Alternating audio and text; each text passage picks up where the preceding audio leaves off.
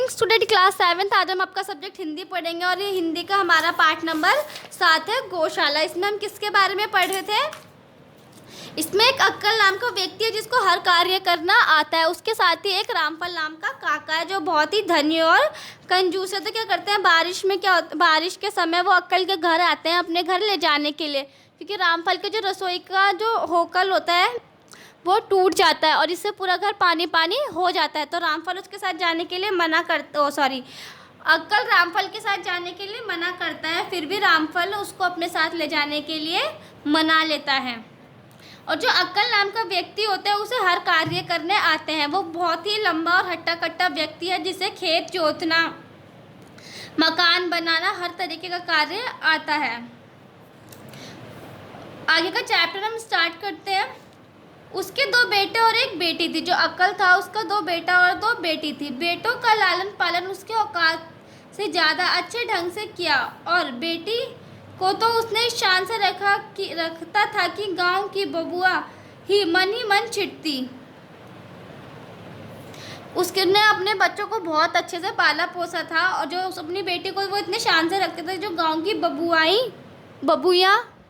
होती थी वो चिढ़ती थी। बबुआ मतलब होता है कि गांव की धनी व्यक्ति थे, उनकी पुत्रियां जो स्त्री होती थी वो उसकी बेटी से मन ही मन में चिढ़ती।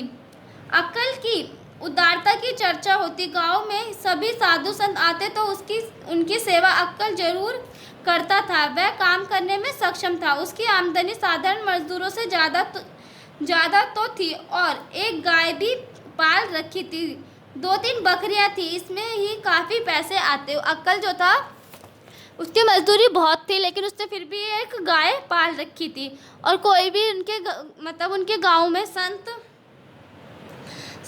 साधु संत आते, वो उनकी भी क्या करता था, उनकी भी सेवा करता था। मैं अब शहरी जीव हूँ, कभी कभी मन बहलाने को गांव चला जाता हूँ। एक दिन अपने दरवाजे पर बैठा हुआ एक विलायती मैगजीन पढ़ रहा था।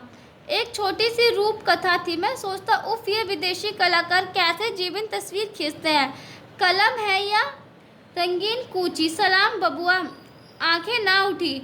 मैं कुछ पढ़ने में गर्क था। कुछ कर्क होने का स्वभाव भरा रहा था, कुछ अपेक्षा भी थी। दिन भर देहातियों के मारे परेशान जो रहता था। वो क्या करता था कि वो देहाती लोगों से परेशान रहता था। फिर वही आवाज़। मैंने आँख उठाई। एक लकुटिया और 2 सूखे पैरों के सारे 3 टांगों के जानवर सा झुका एक आदमी दिख पड़ा। चेहरे पर गौर किया। काले चेहरे को सफ़ेद बालों के झूठ उसे भयानक बना रखे थे। गर्दन लगातार हिल रही थी। मैं बबुआ अक्कल। वो क्या बोलता है उससे कि मैं अक्कल हूँ। मैं चौंक पड़ा।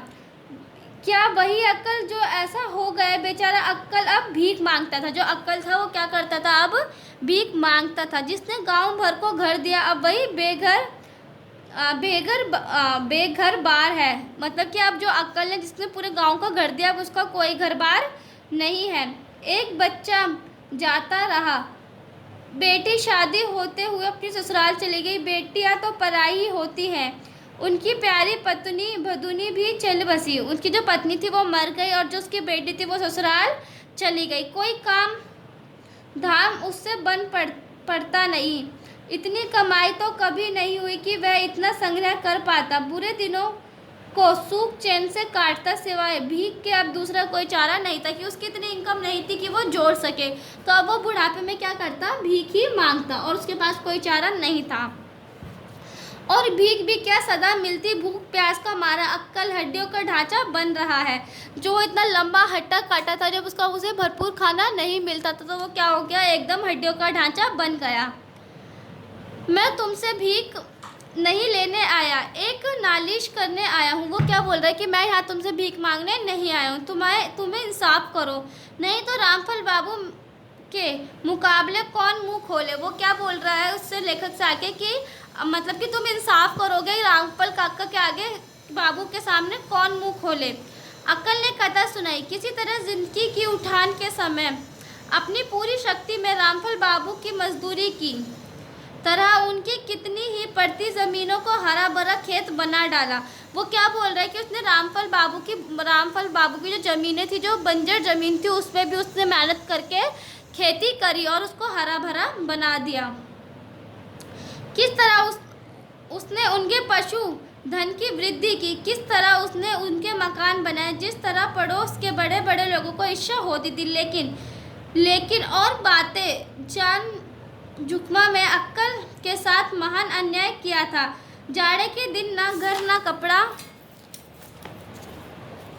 रामफल काका के दरवाजे पर एक बड़ा घूर लगता है। बेचारा अक्कल दिन भर भीख मांगता, रात में उनके पुआल के टाल में घुसकर सो जाता और कभी जाड़ा लगता तो घूरे में जाकर आग तापता, किंतु रामफल काका ने उसे वहां से निकाल दिया है। क्योंकि वह रात भर तड़पता आग खत्म कर देता है। वो क्या करता, रात भर इसको इतनी ठंड लगती थी कि वो रात भर आग को तापता था और आग को खत्म कर देता था। बाबू जिंदगी भर उनकी सेवा की, इस बुढ़ापे में खाना पीना कपड़ा लत्ता घर दुहार देने से रहे।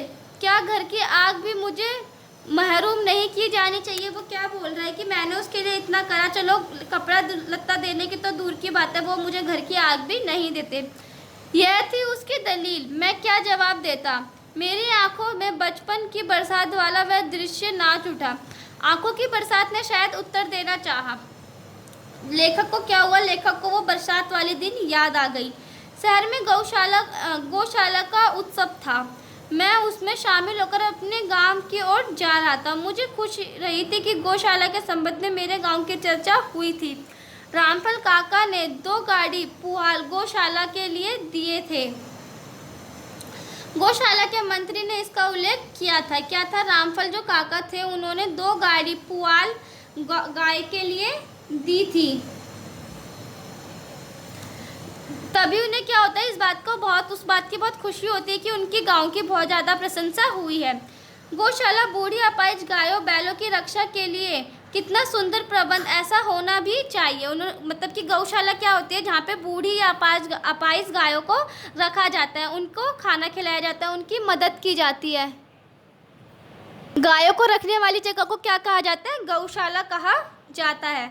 ऐसा होना भी चाहिए। भला जो गाय हमें जिंदगी भर दूध और बछड़े दिए, जिन बैलों ने अपनी हड्डियां घुलकर जमीन के जरखेज बनाया, उनके बुढ़ापे का कोई तो प्रबंध होना चाहिए। वो बोल रहे हैं कि जो गाय हमें क्या करती है, दूध देती है, या जो बैल हमारे लिए हमारे खेत जोतते हैं, जब वो बूढ़े हो जाते हैं तो उनको भी रखने की कोई जगह होनी चाहिए।